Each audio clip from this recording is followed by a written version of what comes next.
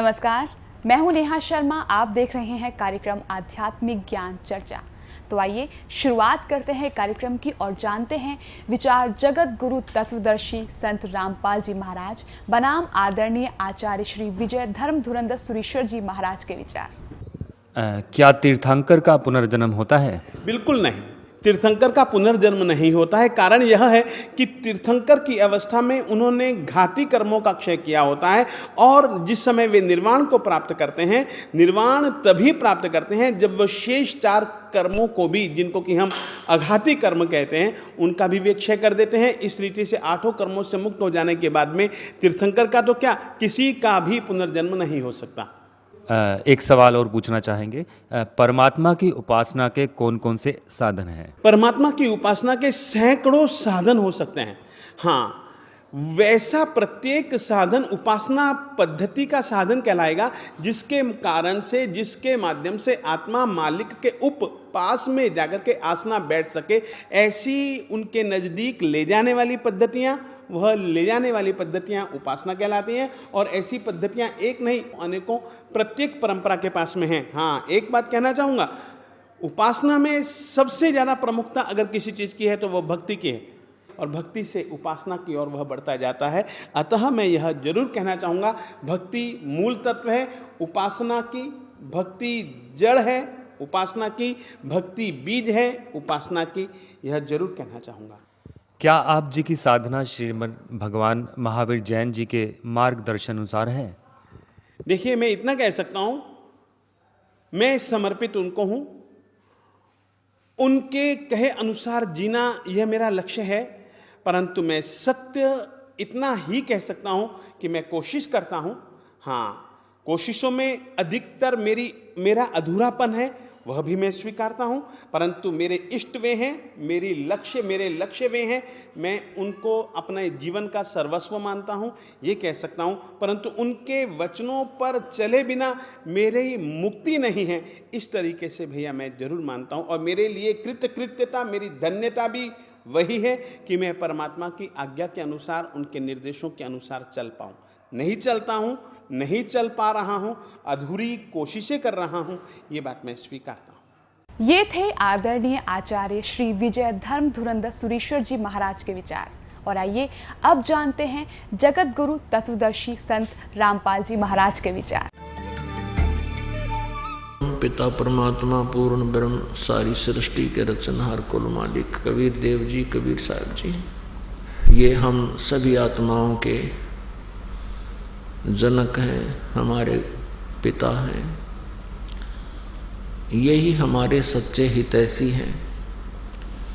उस परमेश्वर ने स्वयं आकर के हमें ये ज्ञान दिया है कि तुम काल के जाल में फंसे हुए हो।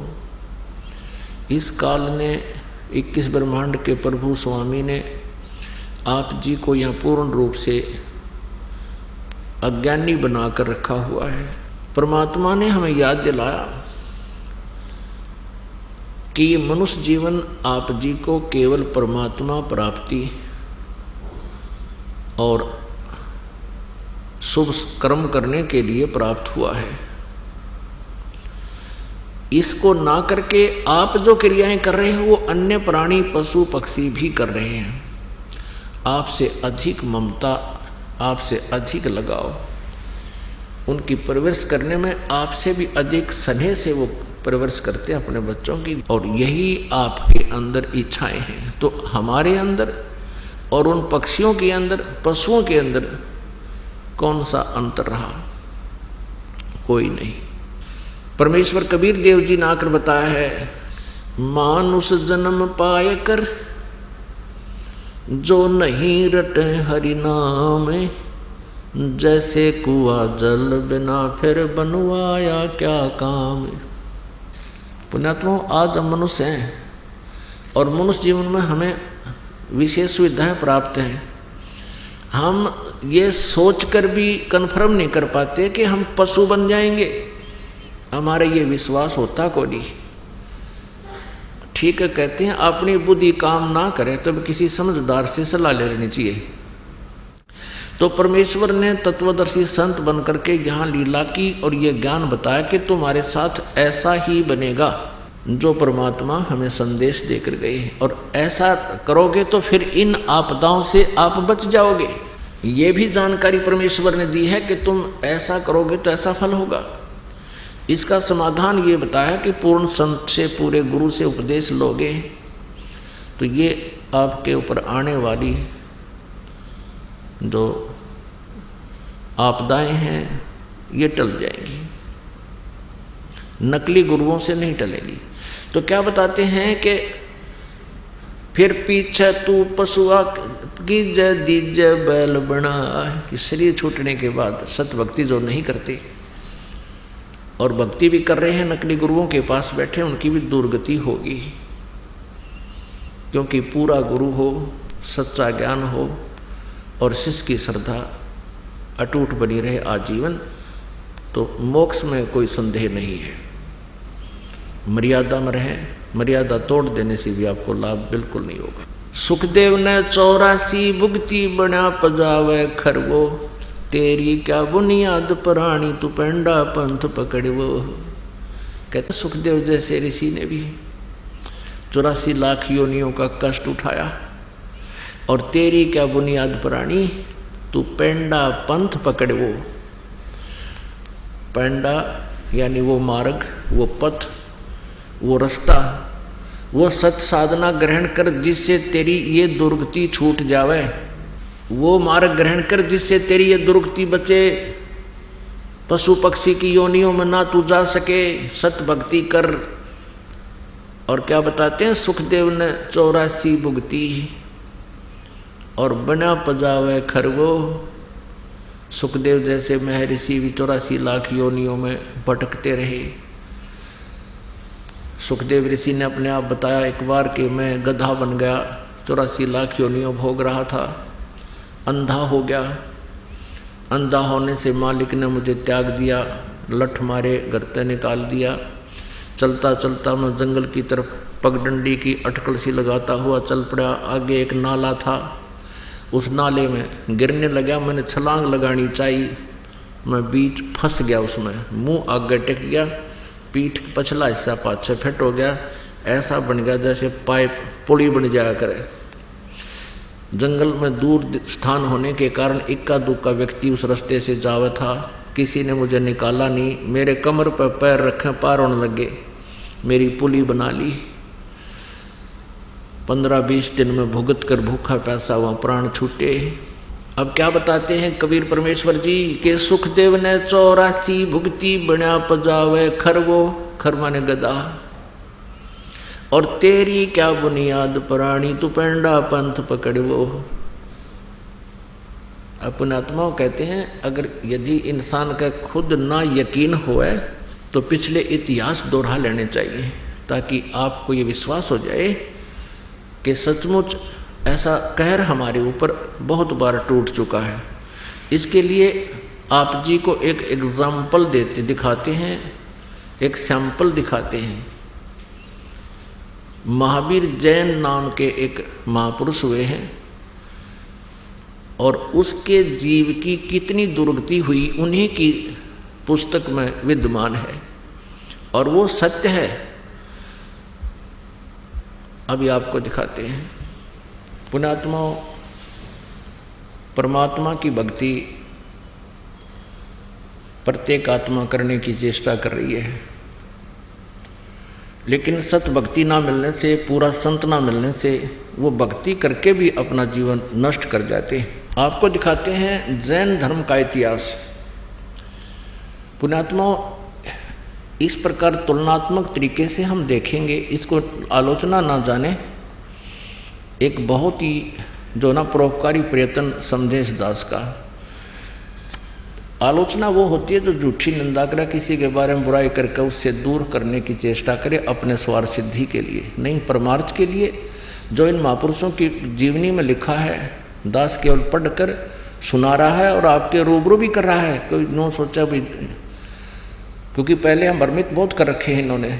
सदग्रंथ कुछ बताते थे, ये उनकी सच्चाई ना बताकर हमारे को गलत ज्ञान सुनाते रहे। हमने सोचा ये विद्वान पुरुष हैं, सच बोल रहे होंगे।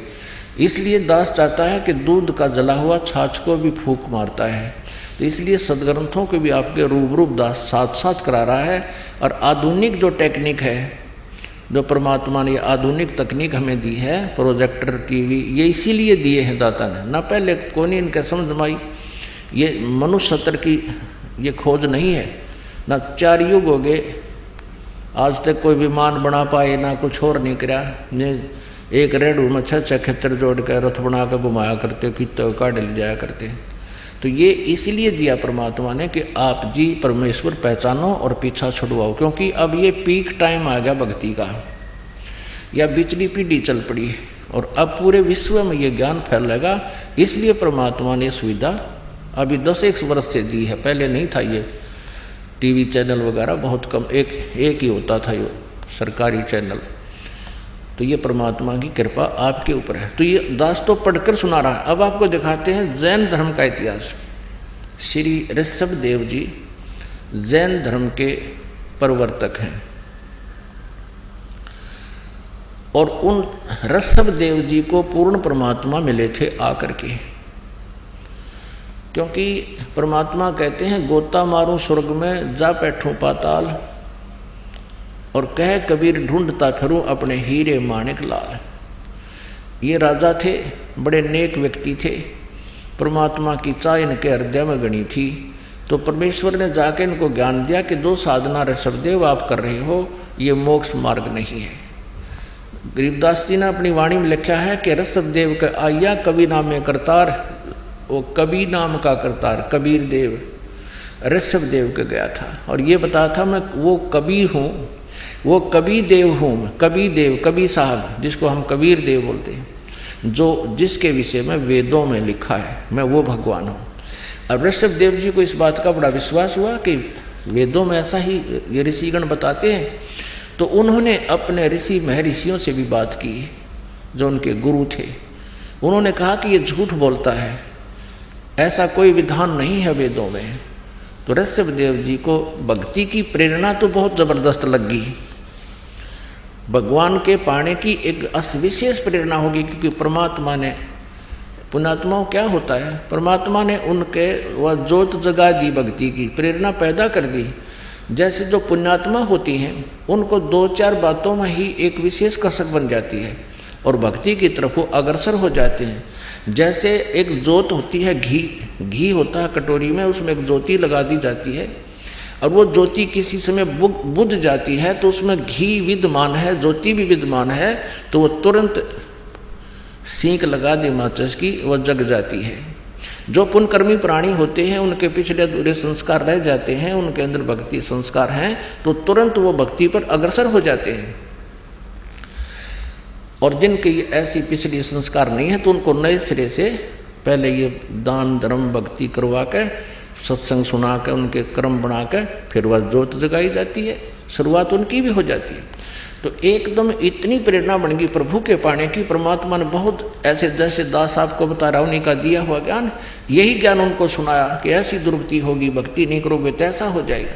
वो एकदम फड़क के परमात्मा पाने की तरफ हुई।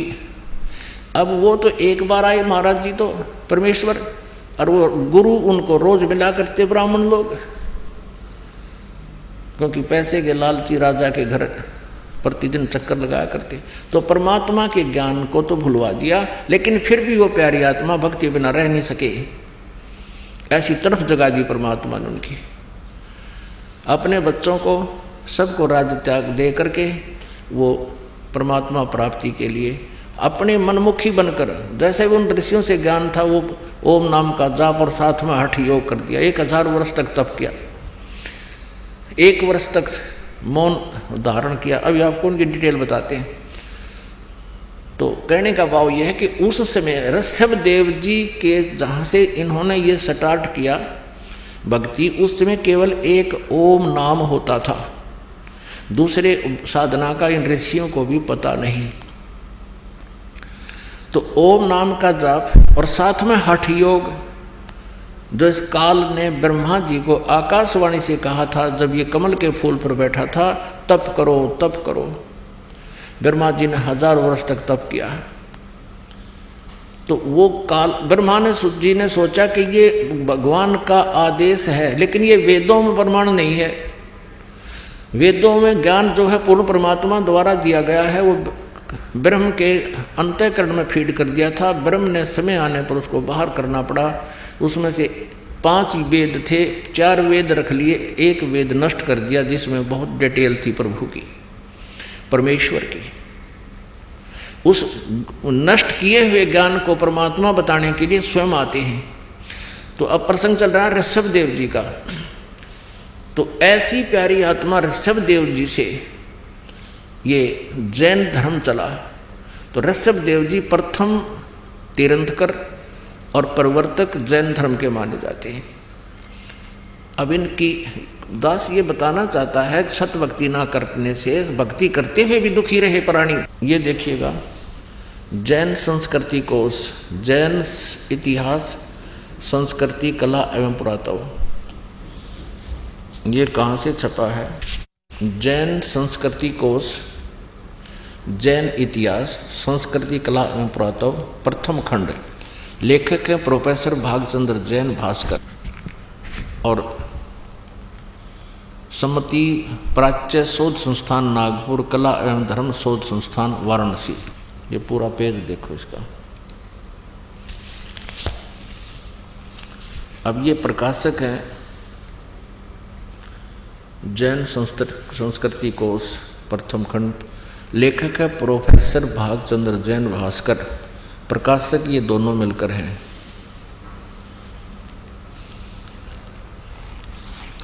अब ये स्वर्गीय पूज्य पिता श्री गोरेलाल जी जैन एवं पूज्य श्री मातु श्री पूज्या तुलसा देवी जैन की पुण्य स्मृति में सादर समर्पित। ये यहाँ तक।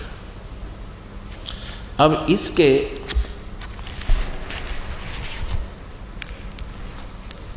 ये देखिएगा 175 पृष्ठ पे, ऋषभ देव के पौत्र मारीची, भरत के पुत्र, जो पुराण में वैदिक धर्म के प्रवर्तक माना गया है। ये जो मारीची है, इससे वैदिक धर्म चला था। अब ध्यान से देखना पुण्यात्माओं, आप बहुत इंटेलिजेंट बालक हो, अब कंप्यूटर तक बना लिया आपने, तो ये तो बहुत आसानी से समझ सकते हो। ऋषभ देव के पौत्र यानी पोते मारीची, जो भरत के पुत्र थे और जिसको मारीची को पुराण में वैदिक धर्म का प्रवर्तक माना गया है। यही मारीची जैन परंपरा में आगे चलकर महावीर जैन यानी वर्धमान बना, महावीर जैन हुआ। यही आत्मा मारीची वाली जो ऋषभ देव के पौत्र थे, पोते। अब आगे देखते हैं जैन धर्म का। ये देखो 176 पृष्ठ पे, जैन धर्म का विकास इतिहास। तीर्थंकर ऋषभ देव की जीवन घटनाएं। तीर्थंकर ऋषभ देव अंतिम कुलकर नाभिराज के पुत्र थे। उनकी माता मरु देवी थी। वे इक्ष्वाकु वंशी नाभिराज अयोध्या के एक लोकप्रिय राजा थे। तरुण होने पर नाभिराज ने ऋषभ देव का विवाह सुनंदा और सुमंगला से कर दिया। 2 पत्नियों से विवाह कर दिया। सुनंदा ने तेजस्वी पुत्र बाहुबली और पुत्री सुंदरी को जन्म दिया। 2 संतान हुई। और सुमंगला ने भरत सहित 99 पुत्रों को और ब्राह्मी पुत्री को जन्म दिया। यानी ऋषभ देव के 100 पुत्र 2 बेटियां थी। समय आने पर ऋषभ देव ने भरत को अयोध्या का, बाहुबली को तक्षशिला का और शेष युवराजों को उनकी योग्यता अनुसार राज्य सौंपकर संसार त्याग दिया। और यानी मरे नहीं, अपना घर त्याग दिया। दीक्षा लेकर यानी किसी ऋषि से दीक्षा लेकर साधना में लीन हो गए, गुरु बना के। साधना काल में पाणी पात्री ऋषभ देव 1 वर्ष तक निराहार रहे, कुछ नहीं खाया 1 वर्ष तक। बाद में बाहुबली के पौत्र श्रेयांश कुमार ने इक्षु रस देकर उनकी इस निराहार वृत्ति को तोड़ा। लगातार 1000 वर्ष तक तपस्या करने वाले मुनि ऋषभदेव, फिर 1000 वर्ष तक तपस्या की मुनि ऋषभदेव ने अंत में केवल्य ज्ञान प्राप्त किया। केवल्य 4 मुक्तियाँ होती हैं, उसमें से केवल्य ज्ञान इनको प्राप्त हुआ। धर्म देशना प्रारंभ की, नाम देना शुरू कर दिया। प्रथम धर्म देशना यानी प्रथम उपदेश किसको दिया? भरत के पुत्र मारीची को दिया। यानी अपने पौत्र मारीची को दिया, और यही मारीची आगे चलकर महावीर जैन बना, जो बाद में 24 में तीर्थकर महावीर बने। प्रथम धर्म देशना, ऋषभदेव ने 1000 वर्ष तपस्या करने के बाद नाम देना शुरू किया, और प्रथम नाम उपदेश अपने पोते को दिया, भरत के पुत्र मारीची को, और यही मारीची आगे चल के 24 में तीर्थकर महावीर बने, महावीर जैन जिसको कहते हैं। पुण्यात्मा, आपका सौभाग्य है कि सदग्रंथों का रहस्य आपके रूबरू हो रहा है। अभी तक न तो जैन धर्म के व्यक्ति अपनी पुस्तकों में क्या रहस्य लिखा उसको समझ पा रहे, न ही हिंदू धर्म के पुण्यात्मा अपने सदग्रंथों से परिचित, क्योंकि ये नकली गुरुओं को ज्ञान नहीं था।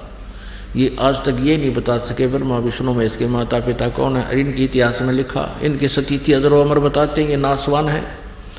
तो ऐसे हमें भ्रमित कर रखा है, इन्होंने हमारे ऊपर कैर ढा रखा है। नकली गुरुओं ने हमारे जीवनों को नष्ट कर दिया।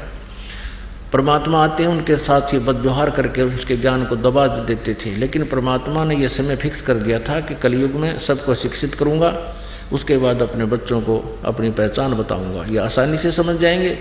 तो आज बालक से लेकर बूढ़े तक इस ज्ञान को अच्छी तरह समझ रहा है। अब दिखाते हैं कि महावीर जैन की फिर क्या दुर्गति हुई।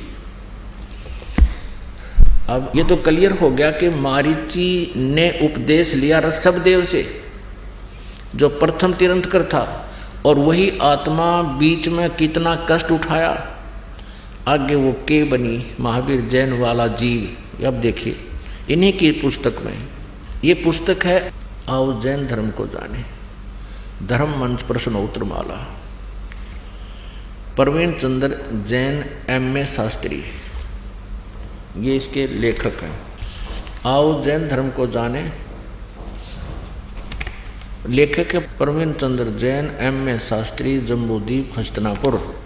प्रकाशक है श्रीमती सुनीता जैन, जम्बूद्वीप हस्तिनापुर, मेरठ उत्तर प्रदेश में। ये कहाँ से छपी है? मुद्रक है Dhirendra Jain, new Rishabh offset printers, ये मेरठ यहाँ से मिस प्रिंट सा है। अब इसके हम 293 से प्रारंभ करते हैं, 293।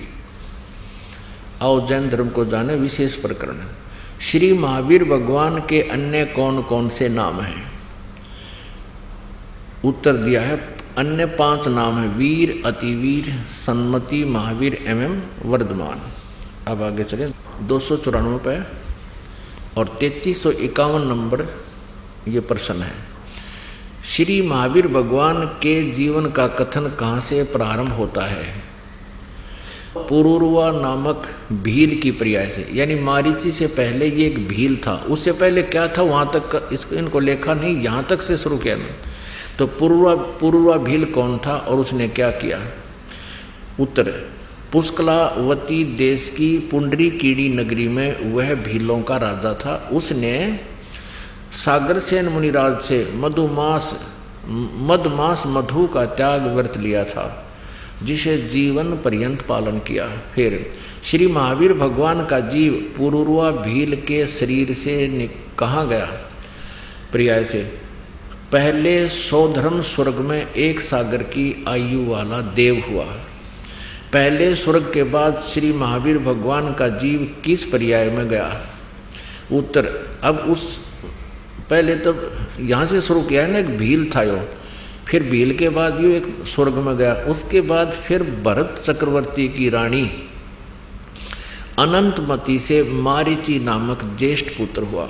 ये मारीची वही है ऋषभदेव का पोता, और यही आगे चल के ये जीव महावीर जैन बना, पुत्र हुआ। मारीची के शरीर से महावीर भगवान का जीव किस पर्याय को गया? ब्रह्म स्वर्ग में देव हुआ।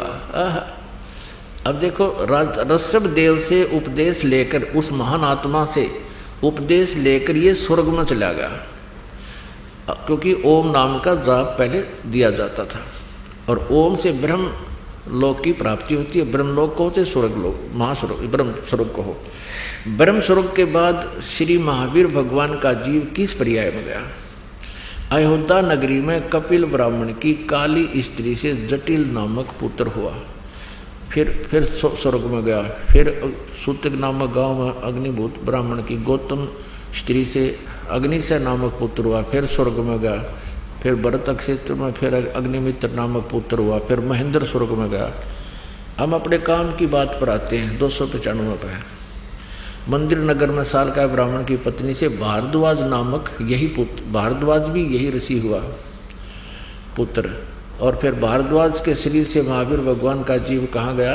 महेंद्र स्वर्ग में देव हुआ, उस महास्वर्ग में, ब्रह्मलोक में। फिर महेंद्र स्वर्ग से महावीर भगवान का जीव कहाँ गया? इतर निगोद में एक सागर की आयु वाला निगोदिया जीव हुआ। निगोद से निकलकर श्री महावीर भगवान का जीव कहाँ गया? है अनेकों भाव यानी शरीर धारण किए जीव अनेक योनियों को प्राप्त हुआ। कैसे?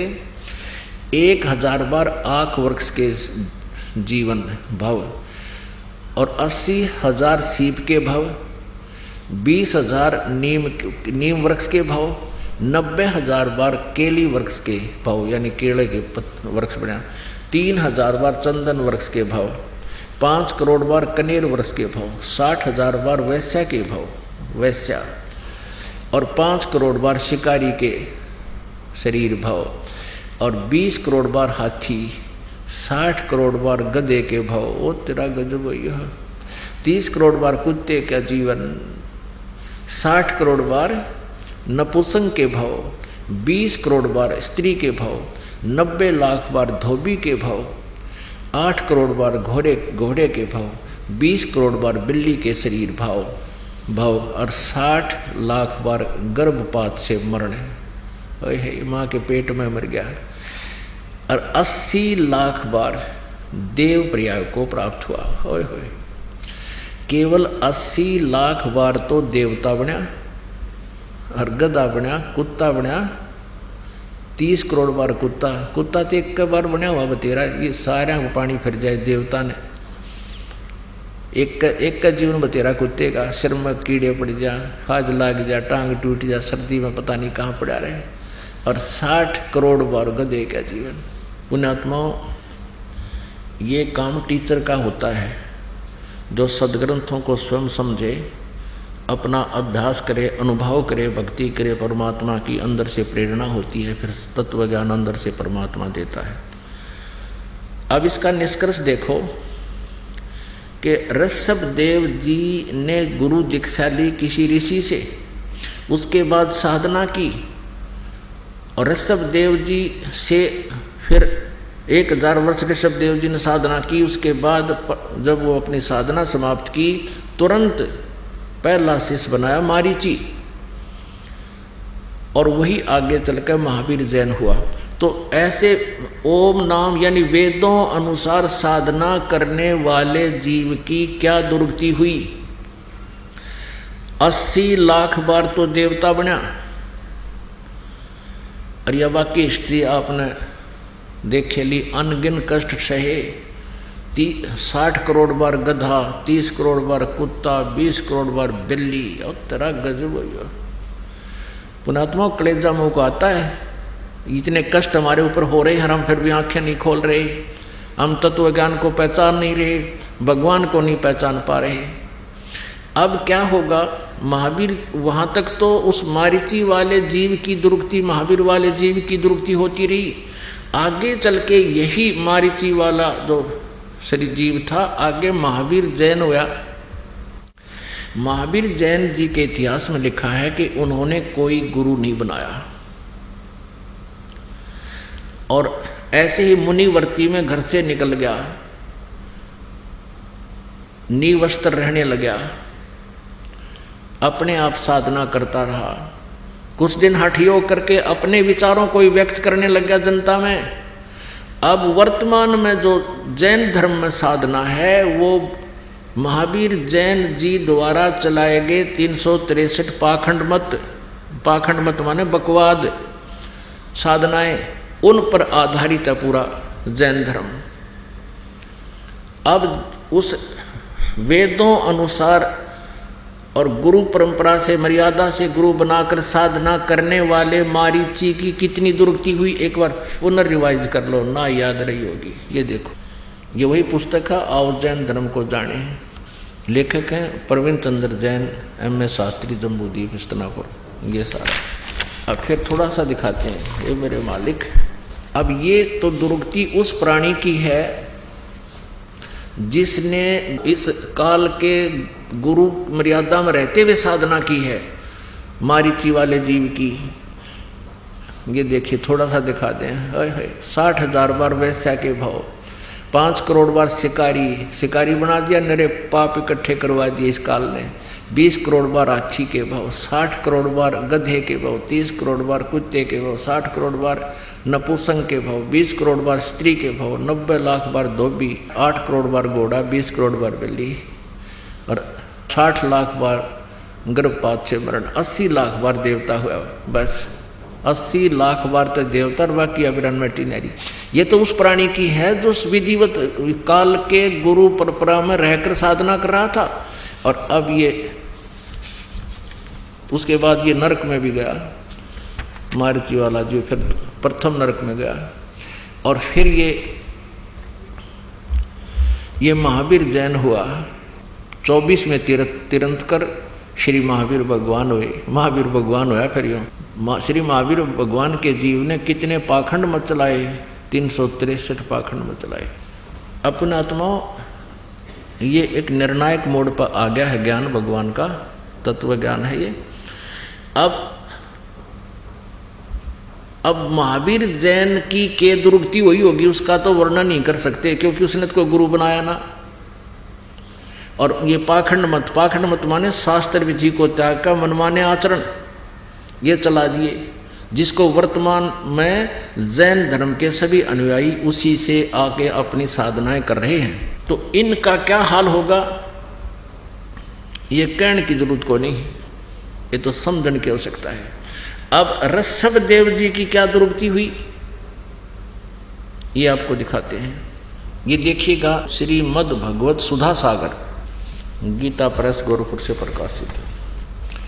भगवान वेद व्यास कृत श्रीमद् भगवत 12 स्कंदों की सरल हिंदी व्याख्या श्लोकांक सहित सुख सागर, गीता प्रेस गोरखपुर से प्रकाशित है।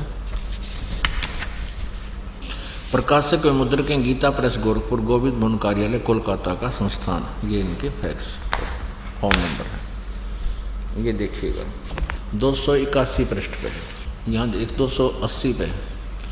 इससे भगवान ऋषभ देव यद्यपि इंद्रादि सभी लोकपालों के भूषण रूप से थे, तो भी जड़ पुरुषों की भांति अवधूतों के से विविध वेश, भाषा और आचरण से अपने ईश्वरीय प्रभाव को छिपाए रहते थे।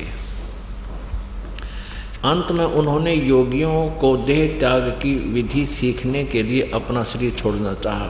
वे अपने अंतःकरण में अभेद रूप से सचित परमात्मा को अभिन्न रूप से देखते हुए वासनाओं की अनुवृत्ति से छूटकर लिंग देह के अभिमान से भी मुक्त होकर उपराम हो गए। इस प्रकार लिंग देह के अभिमान से मुक्त भगवान ऋषभ देव जी का शरीर योग माया की वासना से केवल अभिमान भास के आश्रय से ही पृथ्वी तल पर विचरता रहा। वह दैववश कोंक वेंक और दक्षिण आदि कुटक कर्नाटक के देश में गया और मुख में पत्थर का टुकड़ा डाले। ऋषभ देव जी ने मुंह में पत्थर का टुकड़ा डाल रखा था और बाल बिखेरे उन्मत्त के समान दिगंबर रूप से यानी कति नंगे कुटका चल के वन में घूमने लगा। इसी समय जंझावात के जंकोरे हुए बांस के घर्षण से प्रबल दावा अग्नि धधक उठी, यानी जंगल में आग लग गई और उसने सारे वन को अपनी लाल लाल लपटों में लेकर वृषभ देव जी के सहित भस्म कर दिया। उड़ा जल का मर गया ऋषभ देव जी दावा नल में। वन में आग लगी, ये वहाँ पत्थर मुंह में लेकर नंगा घूम रहा था। बताइए कोई एक भगत के लक्षण है? आप खुद विचार करिए खुद आत्माओं। अब ये हालत ऋषभ देव की जब हुई, उस समय हुई ये, यानी काल की मर्यादा वत साधना कर रहा था। क्या तीर्थंकर का पुनर्जन्म होता है? बिल्कुल नहीं, तीर्थंकर का पुनर्जन्म नहीं होता है। कारण यह है कि तीर्थंकर की अवस्था में उन्होंने घाती कर्मों का क्षय किया होता है, और जिस समय वे निर्वाण को प्राप्त करते हैं, निर्वाण तभी प्राप्त करते हैं जब वह शेष 4 कर्मों को भी, जिनको कि हम अघाती कर्म कहते हैं, उनका भी वे क्षय कर देते हैं। इस रीति से 8 कर्मों से मुक्त हो जाने के बाद में तीर्थंकर का तो क्या, किसी का भी पुनर्जन्म नहीं हो सकता। ये थे आदरणीय आचार्य श्री विजय धर्म धुरंधर सुरेश्वर जी महाराज के विचार। और आइए अब जानते हैं जगत गुरु तत्वदर्शी संत रामपाल जी महाराज के विचार। मूर्ख बनाने के लिए अनजान लोग कहते हैं कि जो तीर्थंकर बन जाता है, जो तीर्थंकर की पदवी प्राप्त कर लेता, उसका पुनर्जन्म नहीं होता। ये भी इनकी भूल है। ऋषभ देव जी का जन्म हुआ, वो बाबा आदम हुआ। देखिएगा पुस्तक आओ जैन धर्म को जाने, ये पुस्तक आओ जैन धर्म को जाने, ये आपको अभी दिखाई थी। लेखक हैं प्रवीण चंद्र जैन, M.A. शास्त्री, जम्बूद्वीप हस्तनापुर। प्रकाशक हैं श्रीमती सुनीता जैन, जम्बूद्वीप हस्तनापुर मेरठ से। मुद्रक है Dhirendra Jain, new Rishabh offset printer Meerut. Phone number इतना। अब इसमें दिखाते हैं ऋषभ देव जी का अगला जन्म क्या हुआ। 154 पृष्ठ पे आओ जैन धर्म को जाने, 154 पृष्ठ पे। भगवान श्री आदिनाथ को ये कहे कौन कौन से तीर्थंकर को सभी धर्मों में पूजा जाता है। प्रश्न है कौन से तीर्थंकर को सभी धर्मों में पूजा जाता है। भगवान श्री आदिनाथ को यानी ऋषभ देव जी को। इस्लाम धर्म में भगवान आदिनाथ को क्या माना गया है? उत्तर बाबा आदम बाबा। यहाँ वैदिक ग्रंथों में भगवान श्री आदिनाथ को विष्णु का कौन सा अवतार माना गया है? 8वां अवतार। अब ये हमने ये याद रखना है कि इस्लाम धर्म में भगवान आदिनाथ यानी ऋषभ देव जी को बाबा आदम रूप में जन्म हुआ उनका। पुण्यात्मा मनुष्य जीवन मिला है और भक्ति करने की प्रेरणा आपके अंदर प्रबल है, क्योंकि आपने बहुत से स्थानों पर घूमकर देखा है, गुरु भी बना रखे हैं। लेकिन उन गुरुओं से आपको क्या लाभ हो सकेगा, ये इस सत्य सत्संग से, तत्व ज्ञान से आप आसानी से समझ सकते हो। अब आपको दिखाते हैं बाबा आदम अर्थात ऋषभ देव जी कहाँ गए? वे पितरलोक में गए। एक कॉमन स्थान है जहाँ पर एक साइड में स्वर्ग है, एक साइड में बहुत लंबा चौड़ा पितरलोक है। जो पितर योनि को प्राप्त कर जाते हैं वो प्राणी उस पितरलोक में चले जाते हैं। आपको दिखाते हैं जीवनी हजरत मोहम्मद। ये देखिए, पहले आपको मौखिक बताते हैं थोड़ा। हजरत मोहम्मद जी को एक खच्चर जैसा जानवर आया ऊपर तक, वो उनको साथ लेकर के एक जबरील नाम का देवता उनको उस खच्चर जैसे पशु पर बैठा करके ऊपर ले गया। वहाँ स्वर्ग बताते हैं कि स्वर्ग में देखा एक व्यक्ति दाईं ओर मुख करके तो हंस रहा था और बाईं ओर मुख करके रो रहा था बुरी तरह। हजरत मोहम्मद जी ने पूछा उस जबराइल नामक देवता से, फरिश्ते से, कि ये व्यक्ति कौन है, ये क्यों हंस रहा है और क्यों रो रहा है। उस जबराइल ने बताया कि ये बाबा आदम है, दाईं ओर स्वर्ग में इसकी नेक संतान है, अच्छी संतान सुखी है, और बाईं ओर नरक है, उस नरक में इसकी निकम्मी संतान वहाँ महाकष्ट उठा रही है। दाईं ओर जब देखता है अपने संतान को सुखी देखकर ये खुश होता है, और इधर बाईं तरफ नरक में अपनी निकम्मी संतान को कष्ट उठाते हुए उसको उनके ऊपर यातनाएं दी जा रही हैं, उनको देखकर ये रो रहा है। बता, या ये फायदा मिला ऋषभदेव को। अब ये लाभ हुआ ऋषभदेव की साधना से, ये पितरलोक में गया, बाबा आदम का जन्म हुआ, स्वर्गलोक इसको कहते हैं। अब वहाँ स्वर्ग में भी चैन को ना ऋषभदेव को, बाबा आदम को, वहाँ भी कभी हंस रहा है कभी रो रहा है। तो यहाँ में और वहाँ में क्या अंतर हो गया? इन साधनाओं का ये बेनिफिट है, और जो ये दास बताएगा परमात्मा ने आकर बताई है, उससे क्या लाभ होगा वो भी बताएंगे। अब देखिएगा जीवन चरित्र हजरत मोहम्मद मुसलमान धर्म के प्रवर्तक का। जीवनी हजरत मोहम्मद सल्लल्लाहु अलैहि वसल्लम, मोहम्मद इनायतुल्लाह सुबहानी इसके राइटर हैं। हजरत मोहम्मद की जीवनी है सल्लल्लाहु अलैहि वसल्लम, इन्हीं की उपमा ही है। मोहम्मद इनायतुल्लाह सुबहानी अनुवादक हैं नसीम गाजी फलाही। इन्होंने तो ये अरबी भाषा में लिखा था, अनुवादक ये है हिंदी में। मरकजी मकतबा इस्लामी पब्लिशर्स नई दिल्ली, इस्लामी साहित्य ट्रस्ट प्रकाशन 81, सर्वाधिकार सुरक्षित है। ये है नाम मूल किताब मोहम्मद अरबी, उर्दू से इसका अनुवाद है। प्रकाशक मरकजी मकतबा इस्लामी पब्लिशर्स D 307 दावत नगर अबुल फजल इनकलेव, जामिया नगर नई दिल्ली से। ये इनके दूरभाष और फैक्स नंबर है। मुद्रक है HS ऑफसेट प्रिंटर्स नई दिल्ली। अब इसके 161 से प्रारंभ करते हैं। पहले प्यारे नबी सल्लल्लाहु यानी हज़रत मोहम्मद बता रहे हैं कि आज रात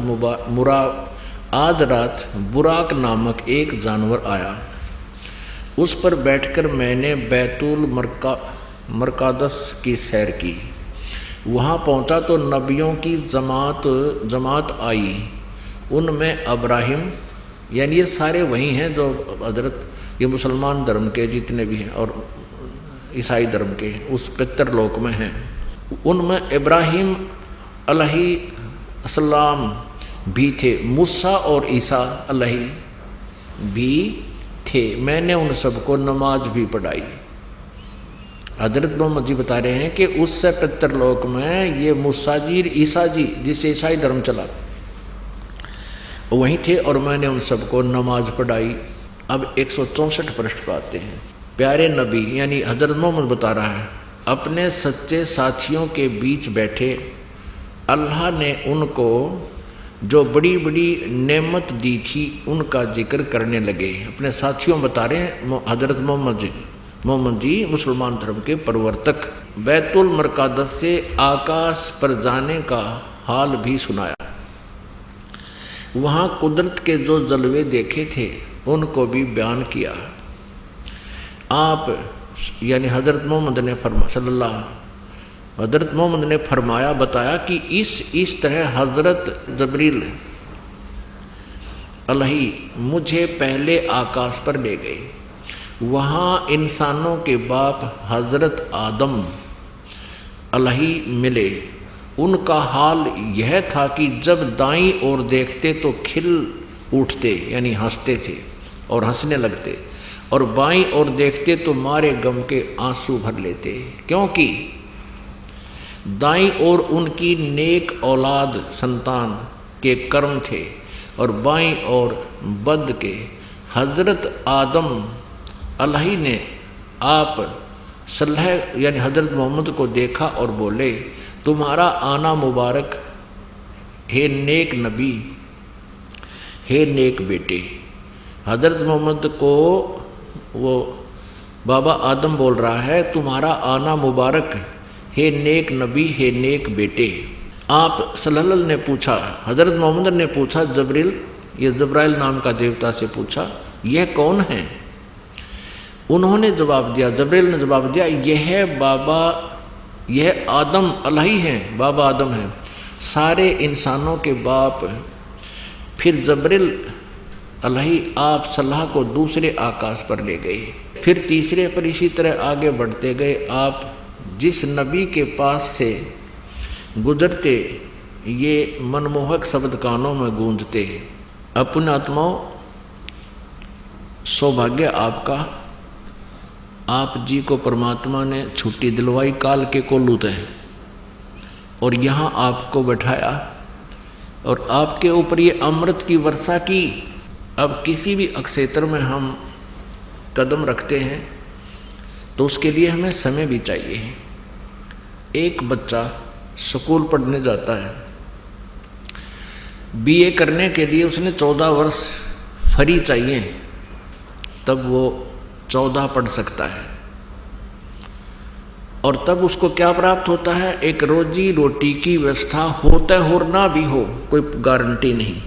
और ये आत्म कल्याण का इतना बड़ा प्रोजेक्ट, इतना महाउपकार का कार्य, इसमें भी समय आपको चाहिएगा। आपने ये क्लास अटेंड करनी पड़ेगी यदि आप यहाँ से छुटकारा चाहते हो, ना तो यह दुर्गति तैयार है। अब आप जी ने देख लिया कि बाबा यानी Shri Rishabh Dev ji, founder of the Jain religion, वो क्या बना, उसकी मृत्यु कैसे हुई और ऐसे अच्छे साधक की ये काल ऐसे दुर्गति करता है। और फिर आगे चल के उसने जो नाम दिया मारीची को, उसकी क्या दुर्गति हुई। और महावीर जैन, वही आत्मा महावीर जैन बना, उसका कोई गुरु नहीं, आगे कोई उनकी शास्त्र अनुकूल साधना नहीं, पाखंड मत स्वयं की, पाखंड साधना स्वयं की, बकवादें, पाखंड माने बकवाद, और आगे भी वो बकवाद शुरू करा गया। वर्तमान के जैनी वो साधना करें, उनकी क्या हालत होगी ये अंडरस्टूड है। और बाबा आदम बने वही ऋषभ देव जी, उनकी स्वर्ग में भी क्या दुर्गति हो रही है, वहां भी चैन नहीं उनको। ओए होए, अब परमेश्वर ने आके बताया ब्रह्मांड 2100 आग लगी है, कृत्रिम बाजी सभी ठगी है। 21 ब्रह्मांड तक इस काल के लोकों में कहता आग लगी हुई है, कोई भी जीव सुखी नहीं। अब प्रसंग चल रहा था, सुखदेव ने 84 भुगती बना पजावे खरवो, तेरी क्या बुनियाद प्राणी तू पंडा पंथ पकड़वो। अब तेरी क्या बुनियाद प्राणी, तू वो रास्ता ग्रहण कर, वो मार्ग ग्रहण कर जिससे तुझे फिर से ये दुर्गति ना हो, तेरी फिर जन्म मृत्यु कभी ना हो। तो परमात्मा कहा करते, निरंजन धन तेरा दरबार, निरंजन धन तेरा दरबार, जहाँ पर तनिक ना न्याय विचार। पाखंडी की पूजा जग में, संत को कहें लबाड़। पाखंडी की पूजा जग में, संत को कहें लबाड़। अज्ञानी को परम विवेकी, ज्ञानी को मूड गंवार। निरंजन धन तेरा दरबार, निरंजन धन तेरा दरबार, जहाँ पर तनिक न न्याय विचार। कह कबीर सुनो भाई साधो, यहाँ सब उल्टा व्यवहार। कह कबीर सुनो भाई साधो, यहाँ सब उल्टा व्यवहार।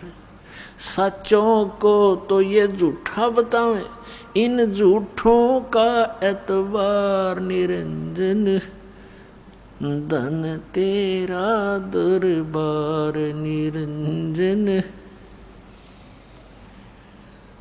धन तेरा दरबार, जहाँ पर तनिक ना न्याय विचार।